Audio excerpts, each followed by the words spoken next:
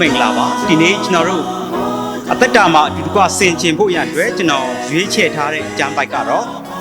ရှင်မာသဲခရစ်ဝင်ကျမ်းအခန်းကြီး6အခန်းငယ်28ကနေ29အထိဖတ်ပါမယ်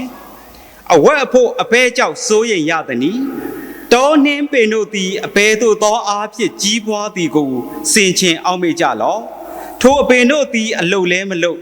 ချီဖြစ်စေခြင်းဟာမငေမဝဲ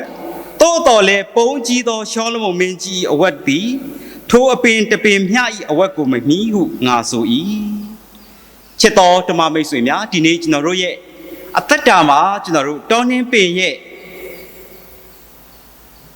အသက်ရှင်ခြင်းကိုကျွန်တော်တို့ကြည်ချင်းအားဖြင့်ကိုယ့်ရဲ့အသက်တာကိုပြန်လည်ပြီးမှဆင်ခြင်အောက်မေ့ကြရအောင်တခါကခရစ်တော်ကအင်မတန်မှစိုးရိမ်ကြသောပူပန်ကြသောပါလက်စတိုင်းနိုင်ငံမှာရှိတဲ့လူတွေကိုမစိုးရိမ်ဖို့အစိုးရိမ်မကြီးဖို့ခရစ်တော်ကပြောခဲ့ပါတယ်။ဘာဖြစ်လို့ပါလက်စတိုင်းပြည်မှာရှိနေကြသောသူတွေကစိုးရိမ်ရတယ်လဲဆိုလို့ရှိရင်ဣသရေလလူမျိုးတယောက်ဟာတစ်နှစ်ကိုအနည်းဆုံးအခွန်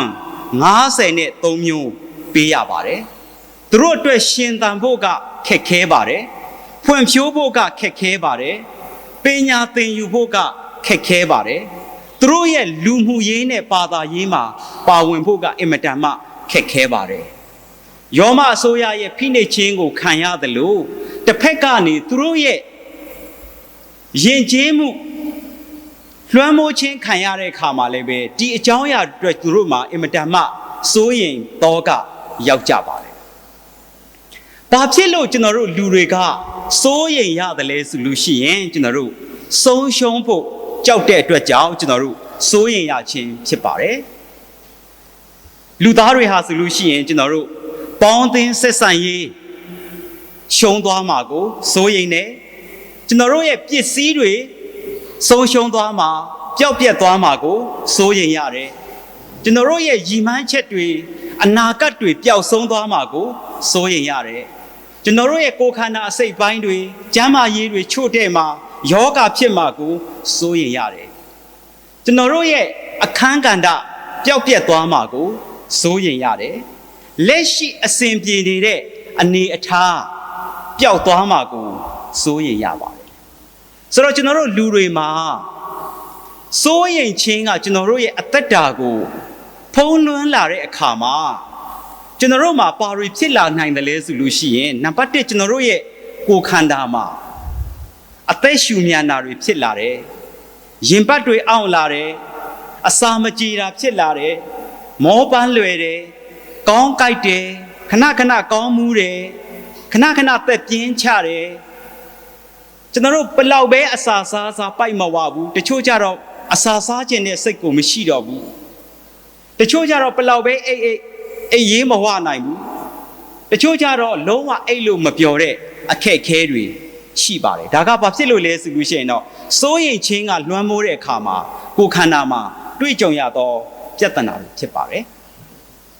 စိုးရိမ်ခြင်းကြောင့်ကျွန်တော်တို့ရဲ့အပြုအမူတွေကဘာဖြစ်လာနိုင်တယ်လဲဆိုလို့ရှိရင်ကျွန်တော်တို့အာယုံမဆိုင်နိုင်တာခဏခဏမေ့တတ်တာကျွန်တော်တို့ရဲ့လုံနိုင်တဲ့စွမ်းရည်တွေနှိမ့်ချလာတာအလုံးမလုံးချင်တော့တာအပေါင်းအသင်းတွေနဲ့အတူတကွမနေချင်မဲနဲ့တယောက်တည်းအထီးကျန်ပြီးနေတတ်တဲ့အပြုအမူတွေဟာလည်းပဲကျွန်တော်တို့စိုးရိမ်ခြင်းတောကရောက်ခြင်းကြောင့်ဖြစ်ပါတယ်ကျွန်တော်တို့ရဲ့စိတ်ပိုင်းဆိုင်ရာမှာဘာဖြစ်လာနိုင်တယ်လဲဆိုလို့ရှိရင်တော့ကျွန်တော်တို့အကြမ်းဖက်ခြင်းတဲ့စိတ်တွေဖြစ်လာတယ်ရန်လိုခြင်းတဲ့ဟာတွေဖြစ်လာတယ်မကျေနပ်တဲ့အချက်တွေများလာတယ်သူများကိုတန်တရားဝင်လာတယ်ကိုအပြစ်တင်လာတယ်သူတပားကိုလည်းပဲအပြစ်တင်တတ်တဲ့အပြုအမူတွေကျွန်တော်တို့စိတ်ထဲမှာပေါ်လာပါတယ်နောက်တစ်ခုစိုးရိမ်ခြင်းကြောင့်ပူပန်ခြင်းကြောင့်ကျွန်တော်တို့ရဲ့ဝိညာဉ်ပိုင်းဆိုင်ရာမှာလည်းပဲဖျားသခင်ကိုအပြစ်တင်တဲ့မေးခွန်းတွေထွက်လာပါတယ်ဘာဖြစ်လို့ဒီလိုအဖြစ်အပျက်ဖြစ်ရတာလဲဒါကိုဘုရားသခင်မကြားဘူးလားဒါကိုဘုရားသခင်မမြင်ဘူးလားဒါကိုဘုရားသခင်မသိဘူးလားဘုရားသခင်ပင်မှာရောက်နေတယ်လေဆိုပြီးမှကျွန်တော်တို့ဘုရားသခင်ကိုအပြစ်တင်တဲ့မေးခွန်းတွေလည်းပဲအများကြီးထွက်လာတတ်ပါတယ်ဒီလိုတွေးကြုံနေရသောဖြစ်ပျက်နေသောလူတွေကိုခရစ်တော်ကပြောတယ်လေဆိုလို့ရှိရင်တောနှင်းပန်းရဲ့ သက်ရှင်ခြင်းရှင်သန်ခြင်းကိုကြည်ပြီးမှသင်ခန်းစာယူဖို့ခရစ်တော်ကတွင်တင်ပါတယ်ချစ်တော်ဓမ္မမိတ်ဆွေများကျွန်တော်တို့တမန်ကျမ်းစာအားဖြင့်တောနှင်းပန်းရဲ့အကြောင်းကိုကျွန်တော်တို့လေ့လာကြည့်မယ်ဆိုလို့ရှိရင်ထွတ်မြောက်ရာကျမ်းအခန်းကြီး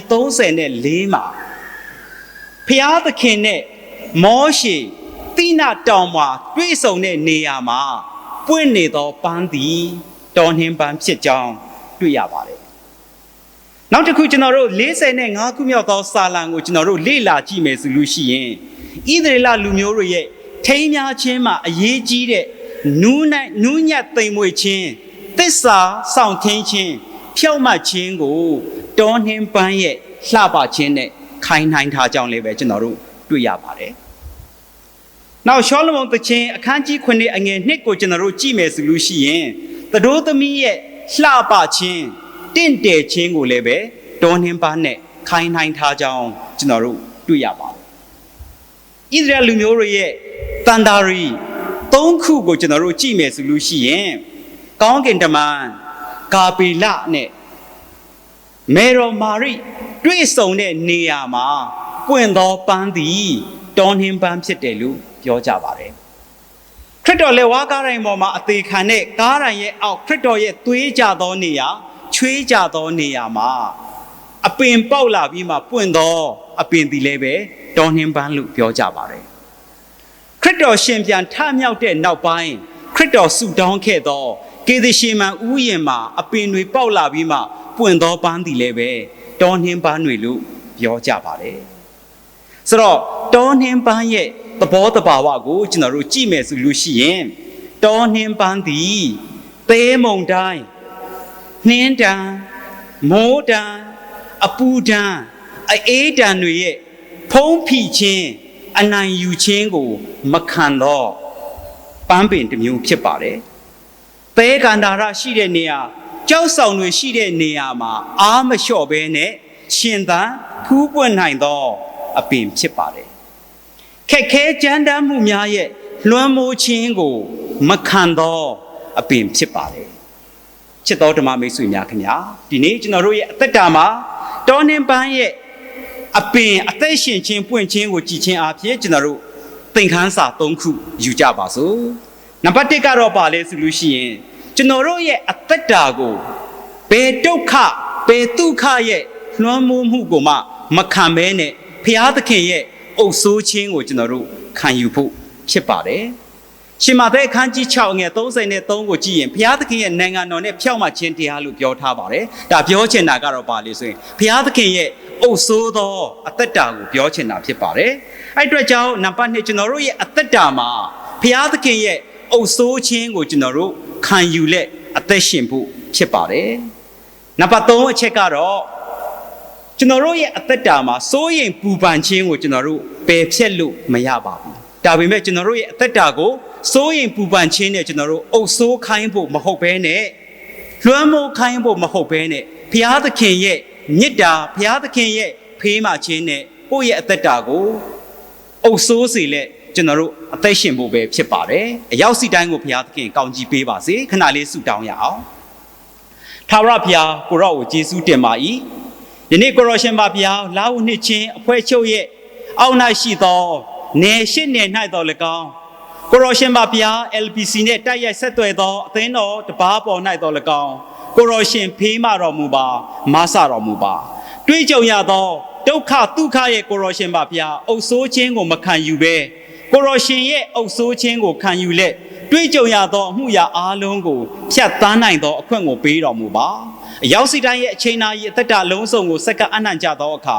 ခရစ်တော်ယေရှုဖခင်၏နာမတော်မြတ်ကိုမြည်ပြုလက်ဆုတောင်းစက္ကကြပါရကိုရောရှင်ဖဖခင်အာမင်ကျွန်တော်ဝိညာဉ်စက္ကပါ၏အိုဆိုကေဝမူပါအရှင်ဖြူပြင်းပြောင်းလဲကျွန်တော်စိတ်ကို